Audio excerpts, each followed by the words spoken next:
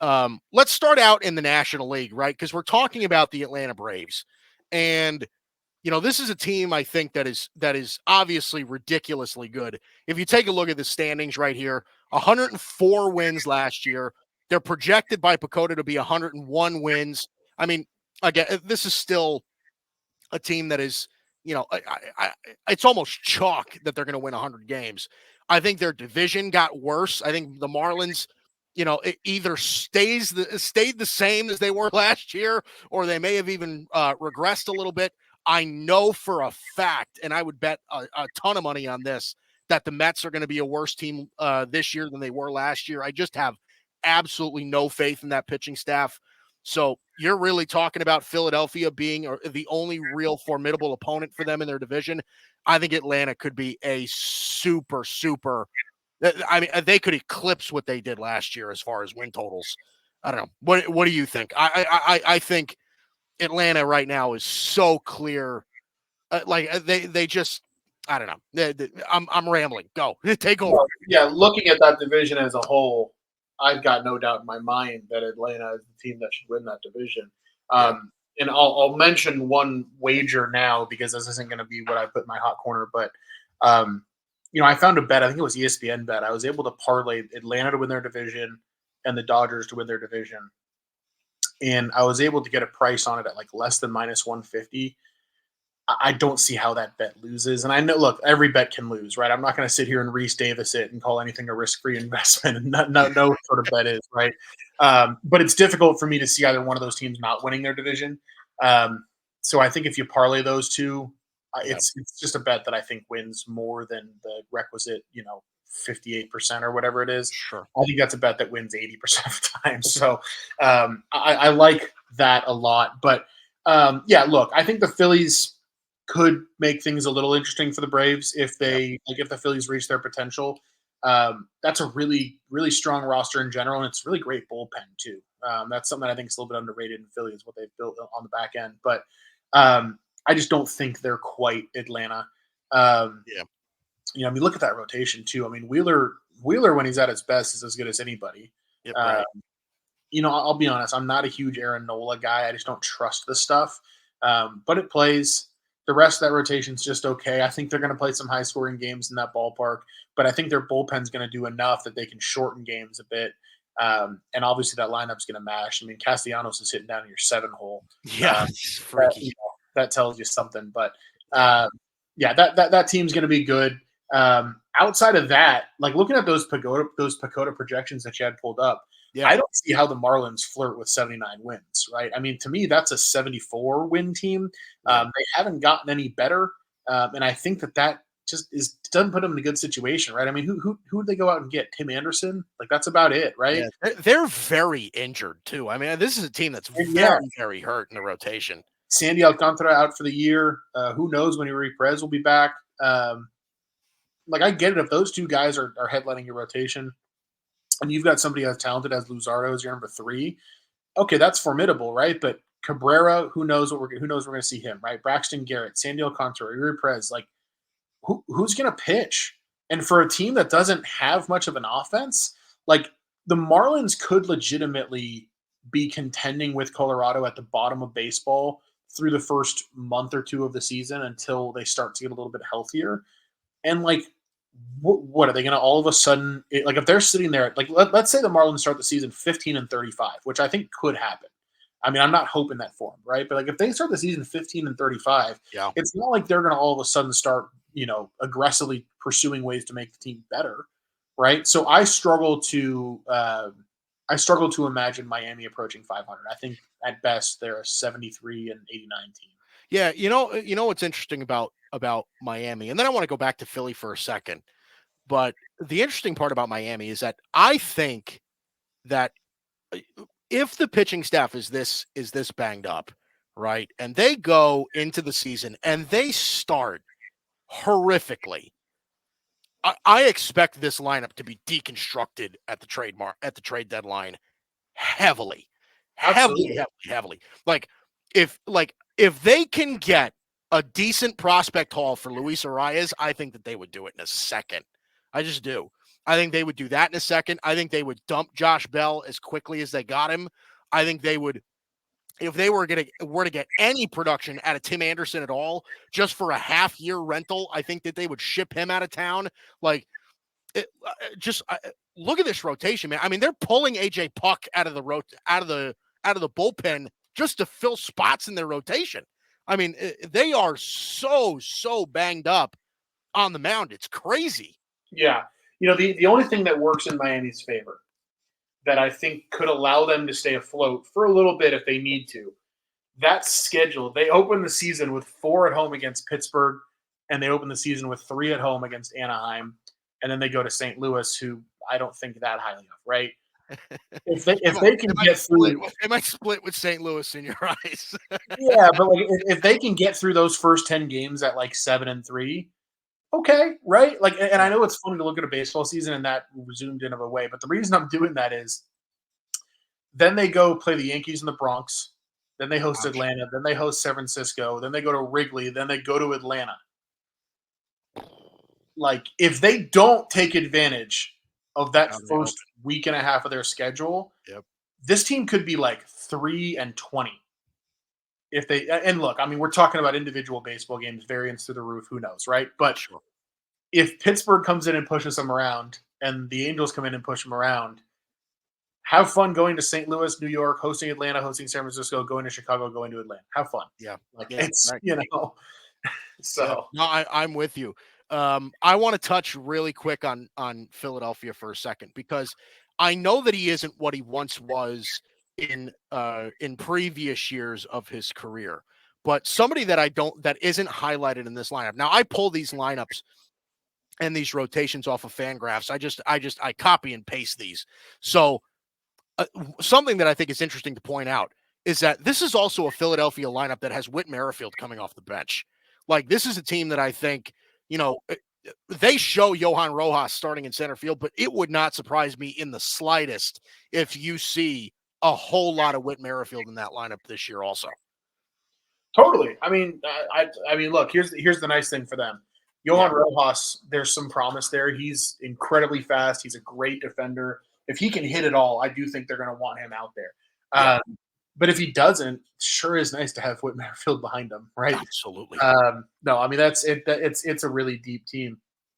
Looking at the rest of that division, if you can pull up the Mets for me, the Mets are like, I don't know if I'm ready to say that they're like bad. Like, that look rotation is terrible. The rotation is not good, but like Nimmo, Lindor, Alonso, JD Martinez, Starling Marte mixes in, like, it's a pretty decent top 5 or 6 in the lineup. Like, I think they'll hit a little. Obviously they need Brett Beatty to remember how to hit. Harrison Bader, we'll see. Francisco Alvarez, there's some power there. Like, I think the lineup could actually be pretty productive for the Mets. I mean, like you said it, but I don't know how they're gonna pitch. Like, to me, they're kind of like the Cardinals, very similar, where you just have these over the hill arms that they're the best moments they've had are behind them. Yeah, I mean, you're rolling Jose Quintana, Luis Severino, Sean Manaea, Adrian Hauser, and Tyler McGill out of the gate with Senga on the IL. Yeah. It's a tough sledding, man. And it's not like they're sitting there stacking a great bullpen behind them. So no, I mean, they're getting Edwin Diaz back, which is going to help them. But listen, look, we don't know how long Kodai Senga is going to be out, right? Kodai Senga could be out for a while, and the issue is that Kodai Senga's injury is not one where it's just like, oh, he'll come back and he'll be totally fine. Like, Kodai Senga could come back and be a completely different pitcher after the injury, right? So I think that adding JD Martinez to this lineup is, I mean, that was almost, and this obviously from a Dodger perspective, adding JD Martinez to this lineup where they really kind of needed just a designated hitter. JD Martinez is the perfect fit for that, right? Even at his age, he is just outrageously productive. He is. The big key for me in this lineup really is they need, as productive of a player as Pete Alonso is, they need him to not hit 210, right? They need Pete Alonso to actually hit 260. Like they need him in the 250, 260 range at least. They can't have him striking out at that high of a rate and then hitting 200. And like, I don't know. It's very Giancarlo Stanton for me. Yeah. Yeah, I mean, look, I'm not a guy who's that married to batting average. Like, if you're hitting enough homers and you're walking enough, I can live with a low batting average and I can live with some strikeouts. Um, I will say, with him, like the barrel rate's through the roof, right? The slugging is through the roof. Like, but there is some concern, I will say, with the fact that like the chase percentage is a little high. He swings and misses a ton. The walk rate's above average, but like the model for him is almost like a Max Muncy who hits more homers is where you'd like to see him be. Yeah. But he doesn't quite put the at bat on you that Max Muncy does. I don't think. But I think if he can continue, like if he's going to go out there and he's going to keep hitting 40 plus homers, I got to be honest, Mike. I think you live with it, right? I mean, last year he hits 217, but 46 home runs. Like it's going to be really tough for me to argue that that's not a productive player. So I don't, I don't know that I see that the way you do. I do think that the Mets are going to be in a really interesting spot where I'm not as down on them as I am the Marlins. I think the Mets are like pretty clearly the third place team in that division. Yeah. I think they're a third place team that hovers around 500, but like they're going to have some decisions to make about potentially trading some guys. Like, and I think it could get really interesting. I wonder, where does Pete Alonso end up? I don't know that he's bet in August. I might bet against it. Yeah, that's a really interesting situation. I don't know what to make of that because Pete Alonso, first of all, Pete Alonso looks like a Met, right? Like that dude looks like he's supposed to be a Met. He just does. Okay. That's the first thing. I'll take your word for it. The second thing is that I just don't understand what the gripe is, right? Like, is it money? Is it like, I don't understand. Like if Pete Alonso, first of all, it depends on what Pete Alonso thinks that he's worth, right? Because Pete Alonso right now, his slash line last year, again, you brought up the 46 home runs, 118 RBIs. He was hitting 217. His on-base percentage was about 100 points higher than that. So he's got a 31% on-base percentage. So whatever. He's walking a decent amount. Okay. Strikes out a ton. And he's what? How old is he? He's 30 he's 29, right? So when the time comes when he's free agent, he's 30, 31 years old. What does he think he's getting? Right? Well, yeah, I mean he's not getting a Matt Olson deal or a Freddie Freeman deal. But I do think there will be a team that will want to pay him a pretty high annual value for 4 years, something like that. Like I do think that market will exist just because of the power that he has. I think what's interesting with the Mets, and I think it's something that's going to kind of hang over them all year. Yeah. Steve Cohen coming out last year and talking about how like realistically 2025 is what he's aiming at for a contention window. Yeah. Like that type of commentary from your owner is just really not a good look. And I think that was kind of like a line drawn in the sand for them, right? Like that realistically is when they lost Scherzer. And like Scherzer's gone, DeGrom is gone. The pitching staff, like, look, even if Kodai Senga comes back, you and I talked about that. Like, there's not any promise. There's not much there. Like, what is there to be excited about from a pitching perspective? Like, I kind of think the Mets are in a position where, like, I don't think you're going to solve this problem by spending more money unless you plan on just clearing everybody by 150 million in how much you're spending. But I don't think they're going to do that. I think, to be honest with you, I think this is probably a moment for them to shed a little bit of payroll and set themselves up to go nuts next offseason, go nuts in the trade market, and like try to just rebuild something different around obviously a few guys that'll hang around. But the Mets are a team that I'm kind of fascinated by this year. I enjoy the Mets being bad because they just have an exceptionally whiny fan base. So I kind of look forward to them being bad, and I hope they are. But they're going to be interesting. They are going to be interesting, and you bring up a good point because About the whiny fan base. Yeah, I know. well, yes, that's a very real thing. I'm from New York. It's a very real thing. But and honestly, it's because most Met fans are also Jet fans, also, so they're all miserable all the time. But not Jet fans, Met fans, I whatever, same thing. We love you.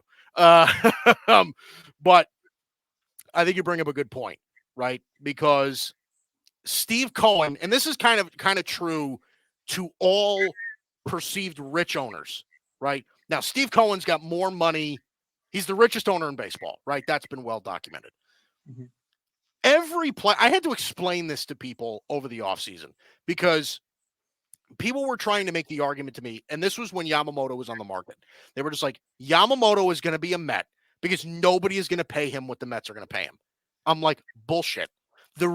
Every player has their threshold, right?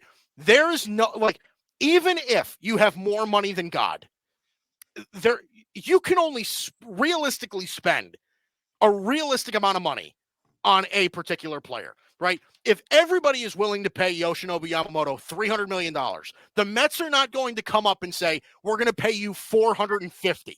That's just not the way this stuff works. It's not the way this stuff works. So No.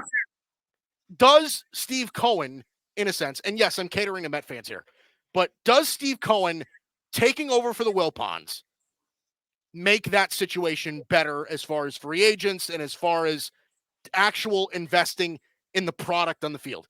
Yes, but it does not mean that you are going to have a $400 million, $450 million payroll every year, nor does that mean that will translate into winning baseball. That's Right. just it. Well, I think a lot of it with the Mets too, and this is like the elephant in the room that I think a lot of Mets fans don't want to have this conversation, is like the player development internally has not been good. No. Like, and when you're not churning out in-house talent in a way that allows you to build around it, it's really difficult to build a consistent contender. Like, even like the Dodgers spend a ton of money. There's no way around that. But they also have a ton of amazing homegrown talent that makes it so that they get to spend money to fill gaps. They're not spending money to fill needs as much. Yeah. Like, if you look at that Dodgers roster, that's a lot of dudes who were developed by the Dodgers. You look at the Braves, that's a lot of dudes who were developed by the Braves. Yeah. You look at even the Astros, that's a lot of dudes who were developed by the Astros. Like that, and I'm not one of those like pearl clutching, oh, that team was bought, whatever. No, it's not about that at all. It's just the fact that, like, when your prospects are turning into turning into like what Mark Vientos was, when your prospects are turning into like what Brett Beatty has looked like, there's Ronnie just Mauricio, the whole it's not like their hyped guys are not turning into what they're supposed to, right? Whereas like the Dodgers, it's like you hear about Walker Buehler, he gets called up, and you're like, oh shit, that's Walker Buehler, right? Yep. You hear about Bobby Miller, he gets called up, and it's oh shit, that's Bobby Miller, right? Like even Gavin Lux, the injury is one thing, but like he's getting cover off spring training. The bat is there. You look around the diamond for the Dodgers, right? Like even guys who they don't have anymore that they developed, Cody Bellinger, Corey Seager. The reality is that until you can start developing from within, it's really hard to make up the whole gap without spending money because there are other teams that are doing both. So that's my main 2 cents on the Mets. They're a team that I don't want to talk about all the time because I think the Mets this season are just going to be a 500 ball club that like might have some good streaks, might have some cold streaks. They're not really going to contend for anything. Yeah. But because they're the Mets, we're going to like hear about them all the time. Yeah. Well, hey, listen, even their fan base has kind of bought into this year isn't our year. 2025 is our year. And like what, like based on what, right? Like why is 2025 your year? Like who are the prospects in the hopper that are going to make you special in 2025, right? Or because I think for them it's just, well, no, Steve Cohen's going to go out and spend a gazillion bucks and we're going to be amazing. It's like that's not how this works. Like Steve Cohen they're can go convinced that Juan Soto is going to leave crosstown. They're convinced of that. But you have to understand that, like, to me at least, as an outside New York observer, Mets fans are Yankee fans but they're like a whiny version of Yankee fans because they don't have the winning behind them, right? Like they're the same fans. It's just like you have the arrogant half and you have the whiny half. That's how I look at them. Right? Like they're both delusional. They're both wildly over emotional on either side. But Hey, you watch your mouth, all right? no, right. But you have the arrogant ones and you have the whiny ones, right? But you've seen how Mets fans get when they see success, right? Yeah. When the Mets start experiencing success, they start acting a heck of a lot like Yankee fans, real quick. Definitely true. That's definitely So true. Listen, in New York, it is a virtue to be a Met fan. It's not even just, it is a virtue to be a Met fan. All right. Let's move to the Washington Nationals real quick. Let's touch on this quite briefly. This is a young team. I don't think anybody really expects much from them this year. I'm kind of waiting for Mackenzie Gore to kind of pop off a little bit, but any thoughts here on the Washington Nationals? Obviously not for this year, but do you see any upside here? I give them credit for the way they're building. Like there are some guys not named here, like James Wood. Certainly. There are some guys in that we're obviously Dylan Cruz, right? But they've got some dudes that mash down on the farm. I think they're developing things the right way. They recognize where they are right now as a franchise. They've done a good job of going out and getting talent for the guys who they've let go. And like I think this team might. There's a chance. There's a world in which this team's better than the Marlins this year. Like C.J. Abrams steadily starting to look better and better. Joey Meneses can quietly just mash. Lane Thomas mashes lefties. If he can hit, if Jesse Winker can return to form at all, if Joey Gallo with no pressure on him can hit a little bit. Keibert Ruiz is a good player. I do think this is a lineup. What I find fascinating about them, this is a lineup that could potentially be like actually a problem for left-handed pitching. Like look on the list of these guys: Nick Senzel, Joey Meneses, Lane Thomas. These are all guys who I just think of as like lefty mashers. And granted, there are a couple lefties mixed in there, Gallo, Winker, Abrams, but I think this is a team that could actually be kind of formidable against left-handed pitching. Yeah. I think that the rotation, again, there's some young guys that are interesting. Josiah Gray, Mackenzie Gore, those are both pitchers that are legitimately developing and getting a little bit better. I do think that running Patrick Corbin and Trevor Williams out there every fourth and fifth day is not a good look. Kind of tough, yeah. There's a reason that I can't really imagine this team winning more than 73, 74 games. But I could see them. I could see them dipping into the 70s and wins this year. I could see them being a little bit better. So, but hey, at least kind of scrappy. They got a scrappy feel to them. It's kind of like we talked about with the Royals. Yeah.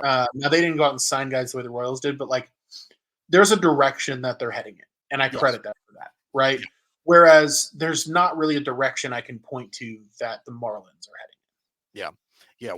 So Pacoda projects them at 58 and 104.